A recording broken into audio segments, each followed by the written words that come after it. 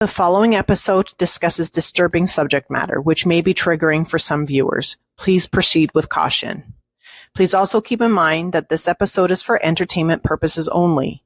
It is based on publicly available information, and I am not a licensed professional.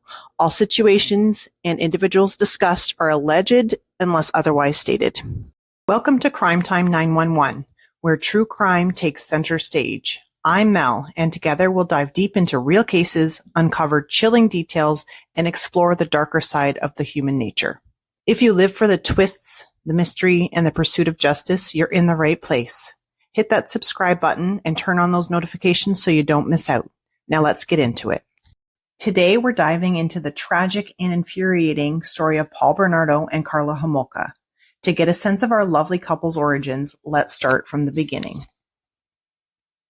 Paul Bernardo was born in Scarborough, Ontario on August 27, 1964. He was the third and youngest child of Kenneth and Marilyn Bernardo. Paul's father would often essay his older sister Deborah in front of other family members and would later end up being charged with crimes involving voyeurism and pedophile-related crimes. Paul's mother would often withdraw from the family due to her depression and agoraphobia. Agoraphobia is an intense fear of being in open places or situations where it may be hard to escape, or where help may not be available. Eventually, his mother moved into the basement of their home. Paul appeared to be a happy and well-adjusted child despite his family's dysfunction, and was an active member in Scouts Canada, but not everything is as it appears to be. Underneath Paul's charming facade, he was gradually developing pyromaniac inclinations and dark sexual fantasies, one of which involved creating a virgin farm where Paul could breed virgin girls to SA. In 1981, after Paul, who was 16 at the time, and his parents had a fight, his mother revealed that he was the result of an extramarital affair and that Kenneth was not his biological father. Devastated, Paul called his mother horrible names, and she reciprocated by calling him a bastard from hell. Paul's first girlfriend broke up with him to be with one of his friends after she grew weary of his domineering behavior. Paul sought revenge by setting all of her belongings that he had access to on fire. Paul attended Sir Wilfrid Laurier Collegiate Institute, and then, in 1982, he attended the University of Toronto Scarborough, also known as UTSC, where another notorious Canadian murderer, Russell Williams, was coincidentally 2 years behind him. Paul and his college friends often practiced pickup techniques on young women they met in bars, and were quite successful at it. Paul enjoyed embarrassing his dates in public and engaging in aggressive anal sex in bed. He grew more and more violent in his relationships and often threatened to kill his girlfriends if they reported the abuse. In 1986, Paul was served with restraining orders by 2 women after obscene phone calls he had made to them. Karla Homolka, on the other hand, was born May 4, 1970, in St. Catharines, Ontario. Her family environment was more stable than what Paul's had been. Karla's childhood was marked by a loving family dynamic. Even though her father was strict, he was an affectionate man, and her mother was often described as a traditional homemaker who taught her children the value of hard work and respect. Despite Karla's positive upbringing, she would later take a turn for the worse. Reports suggest that Karla often sought attention and validation from others outside of her family, sometimes resorting to dramatic displays at school to gain sympathy and attention from her peers. As a student, Karla was considered bright, but lacked a consistent sense of direction. She had a knack for manipulation and used her charm to bend others to her will. Throughout high school, she was known for her social nature, often organizing events and gatherings.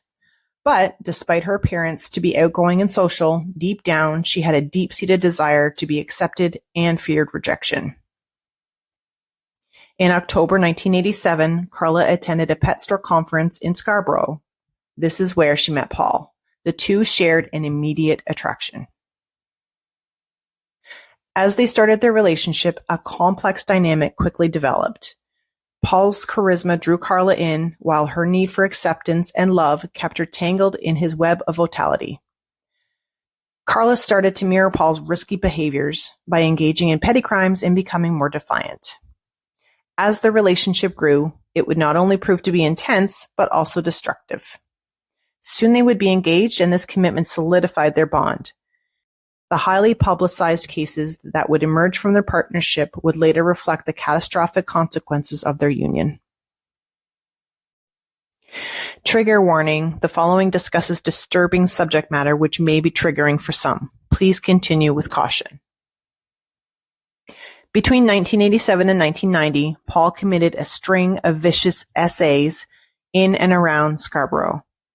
He targeted most of his victims as they got off buses late in the evenings. Known incidences are as follows. On May 4th, 1987, essay of a 21-year-old Scarborough woman in front of her parents' house after Paul followed her home.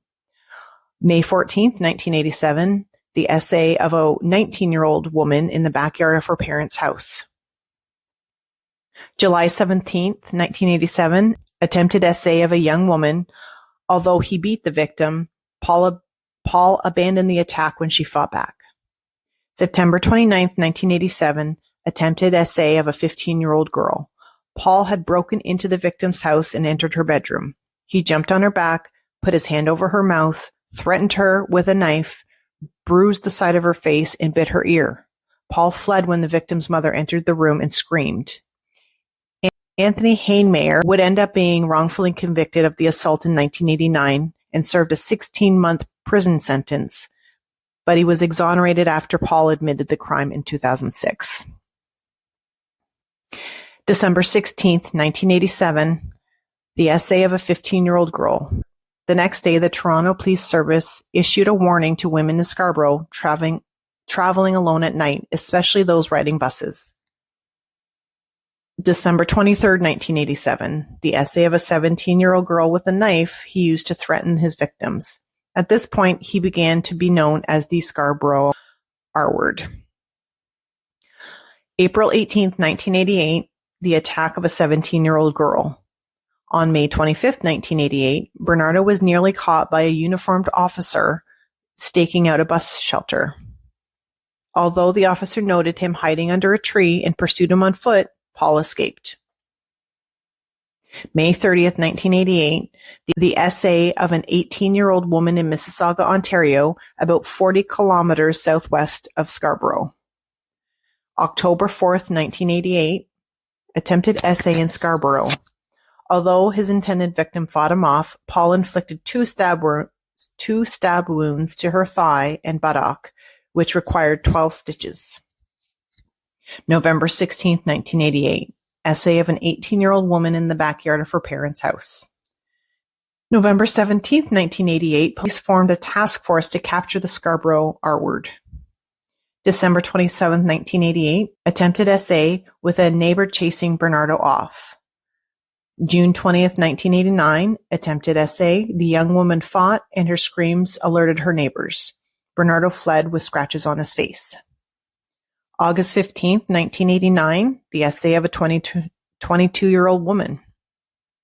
November 21st, 1989, the essay of a 15-year-old girl Paul saw in a bus shelter.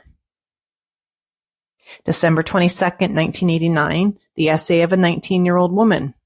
May 26, 1990, another essay of a 19-year-old woman.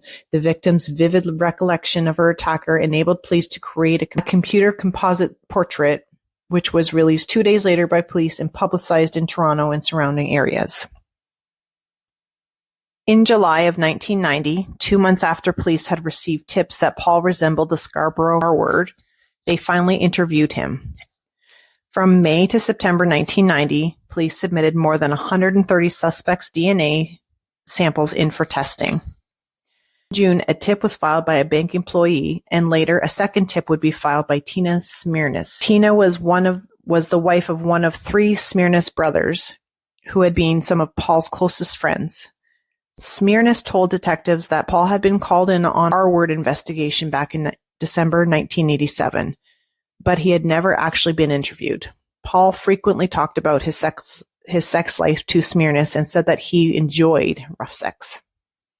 November 20th, 1990, police would interview Paul for 35 minutes, and he would voluntarily provide a DNA sample for testing.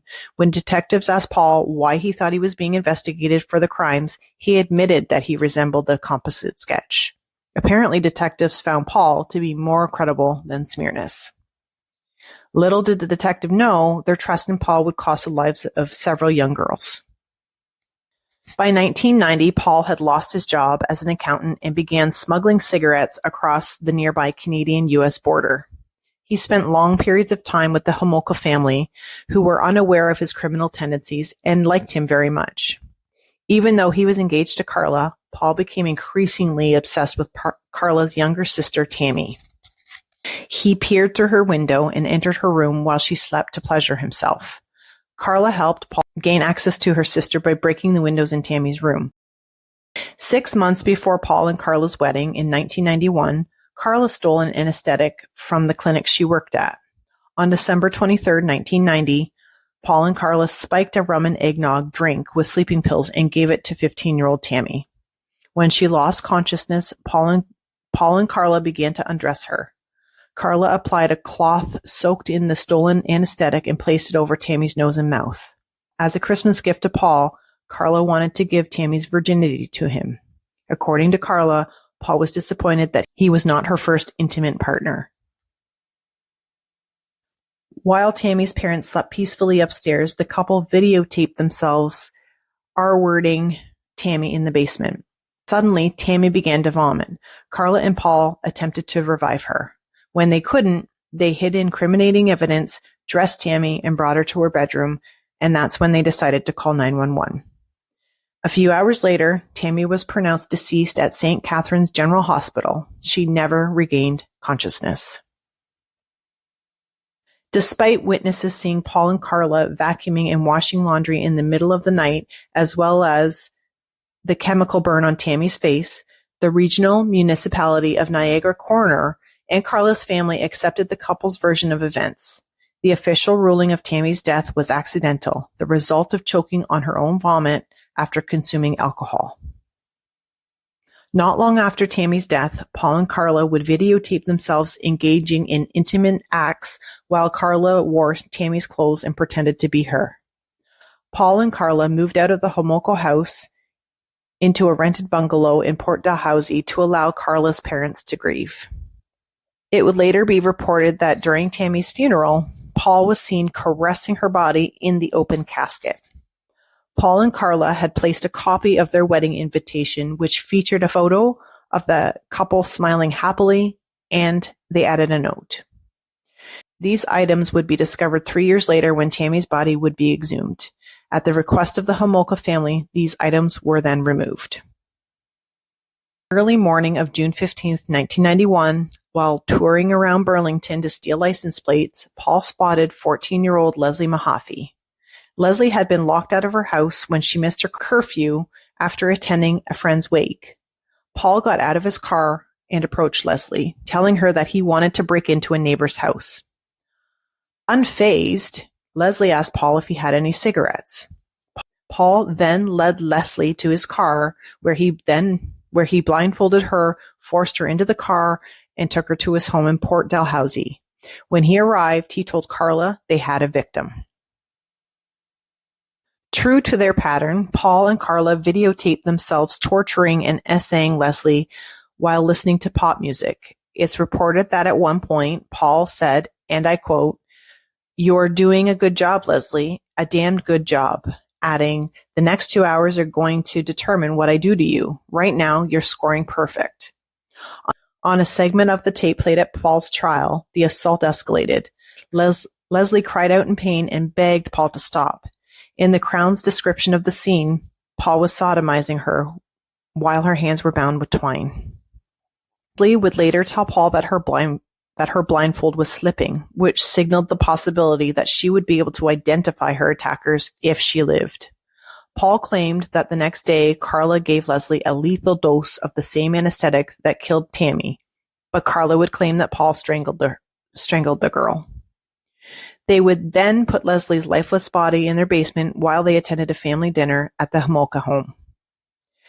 After dinner, Paul and Karla decided to dismember Leslie's body and encase each part in cement.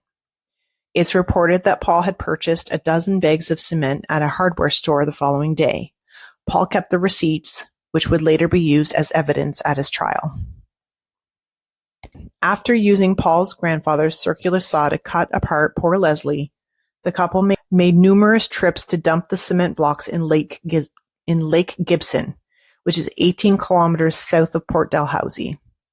One of the blocks reportedly weighed 200 pounds, which was beyond their ability to sink. It would later be found on June 29, 1991, laying near the shore, which was the day of Paul and Karla's wedding. Leslie's orthodontic appliance was key in identifying her. In 2005, Paul claimed that he always intended to free the girls. But when Leslie's blindfold slipped, Karla was worried that she would be able to identify them and report them to the police. Fast forward to April 16, 1992. Paul and Karla drove through St. Catharines looking for potential victims. Even though students were still making their way home, the streets were relatively empty. As they cruised by Holy Cross Secondary School, the couple spotted 15-year-old Kristen French walking home. They pulled into the parking lot of the nearby Grace Lutheran Church, where Karla would get out of her car carrying a map and pretending to need help. As Kristen looked at the map, Paul snuck up from behind and attacked, forcing the girl into the front seat of the car at knife point. Karla climbed into the back seat and subdued Kristen by pulling her hair. After Kristen failed to arrive home after school, her parents grew increasingly concerned for their daughter's safety and called the police. Within 24 hours, the Niagara Regional Police put together a team and began to search the route that Kristen would take after school. They found multiple witnesses who had seen the abduction from different locations. Why didn't any of these people call the police? So many people failed this poor girl. Kristen's shoe would then be discovered from the parking lot that she was abducted from. Over that Easter weekend, Paul and Karla videotaped themselves essaying Kristen and forcing her to drink large amounts of alcohol to get her to submit to Paul. Later at Paul's trial, the Crown prosecutor said that Paul had always intended to end the life of Kristen because she was never blindfolded and would be able to identify her attackers. The following day, Paul and Karla ended Kristen's life before going to the Homolka's home for Easter dinner. Karla would testify at her trial that Paul strangled Kristen for 7 minutes while she watched. Paul would claim that Karla beat Kristen with a rubber mallet because she had tried to escape, and then she was strangled with the noose around her neck, which was secured to a hope chest. Kristen's naked body was found on April 30, 1992, in a ditch in Burlington, which is about 45 minutes away from St. Catharines and not too far from the cemetery where Tammy is buried. In addition to the 3 confirmed murders committed by Paul and Karla, there are still suspicions of other potential or intended victims. Derek Finkel's book, No Claim to Mercy, presented evidence that tied Paul to the presumed murder of Elizabeth Bain, who had disappeared on June 19, 1990. Elizabeth told her mother that she was going to check the tennis schedule at UTSC. 3 days later, her car would be found with a large blood stain on the back seat. Paul had matched the description of a man that had been seen in the same area where Elizabeth was also last seen, and later confessed to at least 8 attacks in and around the same area. Elizabeth's boyfriend, Robert Baltovich, was later convicted of second degree in her death on March 31, 1992. During Robert's trial and subsequent imprisonment, Robert and his lawyers would allege that Paul was the perpetrator. The Court of Appeal for Ontario set aside Robert's conviction on December 2, 2004, and at his retrial on April 22, 2008, the Crown told the jury that no evidence would be brought against Robert and asked the jury to find him not guilty of second degree. When Paul was asked about Elizabeth in 2007, he said, quote, "The answer to that is no, but the 800-pound gorilla in the room is that it is a life to 25 sentence." I'm not really exactly sure what he meant by that, so if you have any ideas, please post them below. Shortly after Tammy Homolka's funeral, her parents had left town and her sister Lori was at their grandparents' house in Mississauga, leaving the Homolka home empty. According to the author Stephen Williams, during the weekend of January 12, 1991, Paul had abducted a girl, took her to the house, and essayed her while Karla watched. They then dropped the girl off on a deserted road near Lake Gibson. Paul and Karla would refer to the girl as January Girl. On April 6, 1991, at approximately 5:30 a.m., Paul abducted a 14-year-old who was training to be a coxswain for a local rowing team. The girl was distracted by a blonde lady who waved at her from a car, allowing Paul to drag the girl into the nearby bushes near the rowing club. He then essayed her, forcing her to remove her clothing, and made her wait 5 minutes while he disappeared.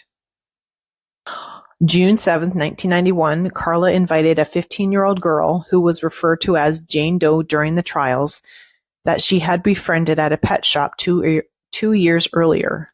After being incapacitated with substances, Jane Doe was essayed by the couple, which of course they videotaped. In August, Jane Doe was invited back to the couple's residence and given substances again. Karla called 911 for help after the girl vomited and stopped breathing while being essayed. The ambulance was recalled after Paul and Karla were able to resuscitate the girl. On July 28, 1991, Paul stalked Sydney Kirshen, who was 21 at the time, after he saw her while he was driving home from work. On August 9th, he continued to stalk her, but this time she took evasive action, stopping by her boyfriend's house. After spotting Paul, the boyfriend chased after him. He saw Paul's golden Nissan and took note of the license plate. The couple reported the incident to police, who confirmed that the car belonged to Paul. An officer paid a visit to Paul's house and saw the car parked in the driveway. However, he did not pursue the matter and did not submit an official police report. During a police search of the Bernardo's house, a newspaper clipping was found that described an essay that occurred in Hawaii while the couple was honeymooning in the summer of 1991. Law enforcement in both Canada and the U.S. have stated that they believe that Paul is responsible for this assault, but due to extradition issues, the case was never prosecuted. On November 30th, 1991, Terry Anderson, a grade 9 student at Lakeport Secondary School, which was nearby Kristen French's Catholic school, vanished less than 2 kilometers from the parking lot where Kristen would later be abducted. In April of 1992, the police stated they had no evidence to link this case to Paul. Terry's body would be discovered in the water in Port Dalhousie. The coroner claimed to find no evidence of foul play, despite the difficulties of determining these factors in a body that had been submerged in water for 6 months. The cause of death ended up being ruled a drowning. March 29, 1992, Paul had stalked and videotaped sisters Shanna and Carrie Patridge while in his car, following them while they went to their parents' house. The sisters had written down Paul's license plate incorrectly. Shanna had reported the incident to police on March 31st and was given an incident number in case anything further developed. On April 18, 1992, while Kristen was still being held captive, Carrie spotted Paul while he was out buying dinner and renting a movie. Carrie was able to get a better description of his license plate and his vehicle and then reported it to the police. This information would later be mishandled by police. In 2006, Paul would confess to at least 10 more assaults dating back to March of 1986, including the 1987 assault of a 15-year-old girl. An innocent man, Anthony Haymair, as mentioned earlier, had been convicted of the assault and served a full sentence for it. On June 15, 2008, the Court of Appeal for Ontario overturned the conviction and exonerated Anthony. That is so sad that this poor guy spent all that time in jail for something that these monsters did. Paul and Karla were questioned by police multiple times in connection with the Scarborough R-word investigation, Tammy's death, and Paul's stalking of women before they had abducted Kristen. Paul was interviewed briefly on May 2nd, 1992 by a Niagara Regional Police Sergeant and Constable, in which they concluded that Paul was an unlikely suspect, even though he admitted he had been previously questioned in connection with the Scarborough R-word. 3 days later, the Green Ribbon Task Force was created to investigate the cases of Leslie and Kristen. Paul and Karla had applied to have their names legally changed to Teal, which Paul had gotten from a serial killer in a 1988 film called Criminal Law. In December of 1992, the Center of Forensic Sciences finally began to test the DNA samples that were provided by Paul 2 years earlier. On December 27th, Paul allegedly beat Karla severely with a flashlight, leaving multiple bruises. Claiming she had been in a car accident, Karla went back to work on January 4th, 1993. Her coworkers were skeptical and called Karla's parents, and they rescued her the following day. Karla's parents had to physically remove her from the home she shared with Paul. However, Karla ran back inside, frantically searching for something. Karla's parents then took her to the St. Catharines General Hospital, where she gave a statement to police that she had been a battered spouse and proceeded to file charges against Paul. Paul was then arrested and later released on his own recognizance. 26 months after Paul had submitted his DNA for testing, Toronto police were advised that it matched with the Scarborough R-word. They immediately placed him under a 24-hour surveillance. The Metro Toronto Sexual Assault Squad investigators had interviewed Karla on February 9, 1993. Despite hearing their allegations about Paul, Karla focused strictly on his abuse of her. Later on that night, Karla would reveal to her aunt and uncle that Paul was, in fact, the Scarborough R-word, and that she and Paul were also involved in the essay and murders of both Leslie and Kristen, and that they had recorded their crimes. The Niagara Regional Police then reopened the investigation in the death of Tammy Homolka. 2 days later, Karla met with a Niagara Falls lawyer, George Walker, who sought legal immunity from the Crown prosecutor in exchange for her cooperation. Paul and Karla's name change request was approved on February 13, 1993. The following day, Walker met with the Crown Criminal Law Office Director, Murray Segal, telling him about the videotapes. Segal told Walker that due to Karla's involvement in the crimes, full immunity was not a possibility. Thank God. Could you imagine someone who committed such horrifying crimes just being able to walk away scot-free? Crazy. On February 17th, Paul was arrested on several charges and detectives obtained a search warrant. Due to Paul's connection to the murders being weak, the warrant was limited. No evidence which was not expected and documented within the warrant could be removed from the residence, and all videotapes found by police had to be viewed within the house. Any damage had to be kept to a minimum. Police could not tear down walls looking for the tapes. The search of the house, which included updated warrants, lasted 71 days, and only one tape was found by police which contained a brief clip of Karla performing oral acts on Jane Doe. While in jail, Paul called his lawyer, Ken Murray, and told him that the essay tapes were hidden in a ceiling light fixture in the upstairs bathroom. Murray went to the residence, found the tapes, and hid them from the investigators. Murray ended up resigning, and John Rosen was then hired as Paul's new attorney. Rosen turned the tapes over to the police. At least one lawyer is doing the right thing here. On May 5th, Walker was informed that the government was offering Karla a plea bargain of 12 years in prison, which she had 1 week to accept. If she declined, she would be charged with 2 counts of first degree and 1 count of second degree, as well as other crimes. Karla ultimately agreed, and the plea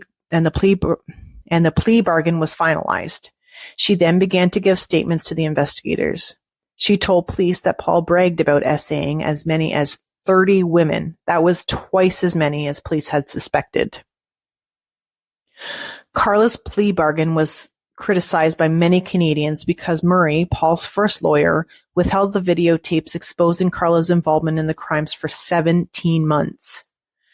The tapes were considered crucial evidence, and prosecutors revealed that they would have never agreed to a plea bargain if they had known what those tapes contained. To protect Paul's right to a fair trial, a publication ban was imposed on Karla's preliminary inquiry. The Crown had applied for the ban. Paul's lawyers argued that he would be prejudged by the ban since Karla had been portrayed as his victim.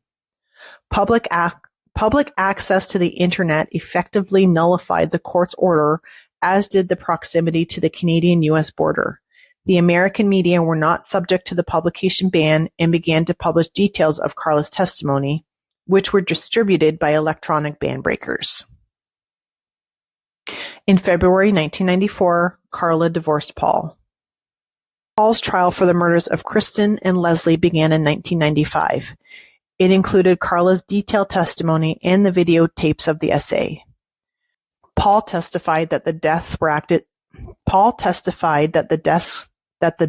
were accidental. He would later claim that Karla was the actual killer. On September 1st, 1995, Paul was convicted of multiple offenses, including 2 first-degree, 2 aggravated essay, and was sentenced to life in prison without parole for at least 25 years. He was designated a dangerous offender, making him unlikely to ever be released. Even though Paul was kept in the segregation unit at Kingston Penitentiary for his own safety, he was still harassed and attacked. He was punched in the face by another inmate when he was returning from the shower in 1996. In June 1999, 5 inmates tried to storm his segregation range, and a riot squad had to use gas to disperse them. I mean, I can't say I feel sorry for the monster. He deserves a whole lot worse. Paul became eligible for parole in February 2018, but was denied day and full parole by the Parole Board of Canada. His next parole hearing was in June 2021 and was denied again. He was then denied parole for a third time in November 2024. As for Karla, she went to Kingston's Prison for Women. In the summer of 1997, Karla was moved to Joliet Institution, which is a medium-security prison in Joliet, Quebec. In 1999, the Toronto Star reported that Karla had applied for a transfer to a halfway house, which was in close proximity to local schools. The release of this information was too fast for the Canadian courts, who had issued a publication ban on the information hours after it had already been published to the public. Karla sued the government when her transfer to the halfway house was denied. In 2001, Karla was transferred to the Saint Anne des Plaines Institution, which is a maximum security prison in Quebec. Now, I don't know much about how prisons work, but isn't moving from a medium security prison back to a maximum security prison sort of like backpedaling? If any of the listeners out there knows more about why this may have happened, please definitely feel free to comment below. I truly want to know how this would work going from medium to maximum prison. Anyway, during Karla's release hearing, psychiatrist Louis Morissette said that she did not represent a threat to society. There have been a mixture of opinions over the years. A forensic psychologist for Correctional Services Canada stated that, and I quote, "It lay in the ominous but not unlikely possibility of her linking up with another sexual sadist like Paul. It's not for nothing that she did what she did with Paul." So what my understanding of what this psychologist is saying is that she has the potential to reoffend if she ends up being with another monster like Paul. Now, maybe I'm misunderstanding what that means. If you have any other better, different, whatever ideas, please definitely list them below. Due to Karla being deemed a risk to reoffend, she was denied statutory release 2/3 of the way through her sentence. In 2004, the Canadian Broadcasting Corporation reported that the National Parole Board has ruled that Karla Homolka must stay in prison for her full sentence, warning that she remains a risk to commit another violent crime. A rumor that Karla had intended to relocate to Alberta, Canada, caused an uproar in that province, which of course it did. Most places have enough criminals to worry about. Who wants another one? On July 4th, 2005, Karla was released from St. Anne de Plains prison, which came with very specific conditions in which the penalty for violating the order would come with a maximum of 2 years in prison. Karla stated in an interview with Radio Canada Television, speaking entirely in French, that she found Quebec to be more accepting of her than Ontario, as her case gained more attention in the English-speaking provinces than it did in the French-speaking province. Due to this, she would settle in Quebec. In 2006, Karla requested to have her name legally changed to Emily Tiara Tremblay. Tremblay is one of the most common surnames in the province of Quebec, but this request was rejected. In my opinion, I'm glad it was rejected. She shouldn't be able to hide from her past. She's lucky she got that amazing plea deal, because in my opinion, she should be rotting in prison for the rest of her life after everything she's done. However, in 2007, Karla gave birth to a baby boy. I cannot tell you how much this infuriates me, but I'm also very thankful that she did not have a baby girl, because of everything she did with those young children. I couldn't imagine her raising a baby girl.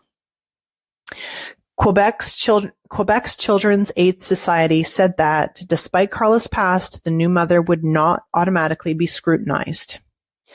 I just hope that she doesn't raise another version of Paul.